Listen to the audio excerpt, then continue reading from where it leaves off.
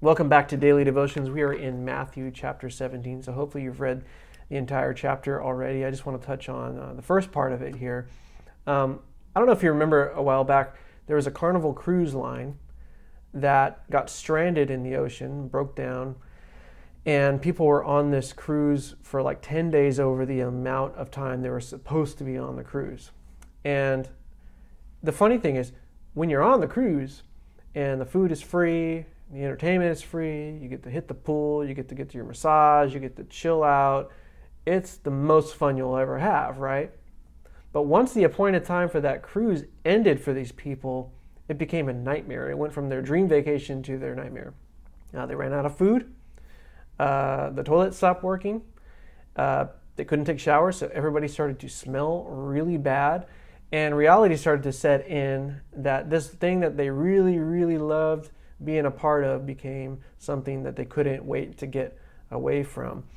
And that reminds me of certain situations in life where you come to a mountaintop experience. You come to a place that is such an experience for you that you wish that you could just keep reliving it, or you wish that you can stay in that experience. Well, we see Jesus is transfigured on the mount, and in verse 3 it says, "Behold, Moses, Elijah appeared to them, talking with Jesus. Then Peter answered and said to Jesus, 'Lord, it is good for us to be here. If you wish, let us make here 3 tabernacles, one for you, one for Moses, one for Elijah.' While he was still speaking, behold, a bright cloud overshadowed them, and suddenly a voice came out of the cloud and said, 'This is my beloved Son, in whom I am well pleased. Hear him.' Then when the disciples heard it, they fell on their faces, and they were greatly afraid." It's interesting that this happens. The heavens open and say, "This is my Son." Right after we read yesterday, when Jesus asked Simon, then now Peter, he asked Peter, "Who do you say I am?" And Peter gives the correct answer. And then Jesus says, "Okay, only God could have revealed this to you." And now later, on the Mount of Transfiguration, we literally see God saying, "This is my Son, who I am well pleased."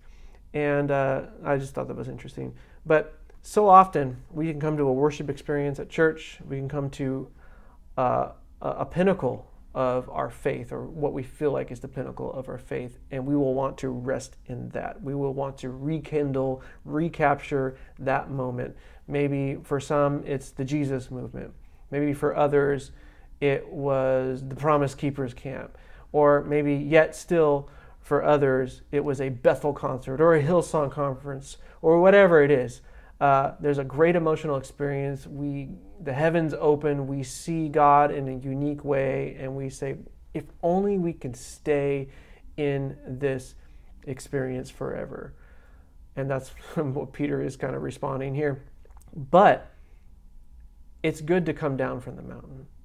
It's good to get to work. And we know that Peter, on the day of Pentecost, preached, and over 3,000 come to faith. And then, as Jesus said in the last chapter, "On this rock I will build my church."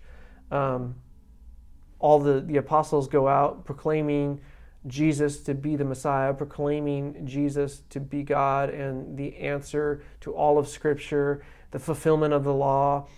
And then Christianity spreads throughout history. And then we come to today, where we are able to go and have those experiences ourselves in America because Peter came down from the mountain. And so, what are you holding on to?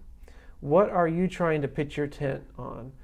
And that the Lord is telling you it's time to come down and get to work. Because if Peter can come down from the mountain and affect history so greatly through the Spirit of the living God, what does the Lord have for you? Yeah, go and have those mountaintop experiences, but let them fuel your faith and let them push you forward into fulfilling the Great Commission. And don't pitch your tent on those emotional highs, but use them to fuel the future of what the Lord has for you to do in ministry. So I love you guys, and I will see you in the next one.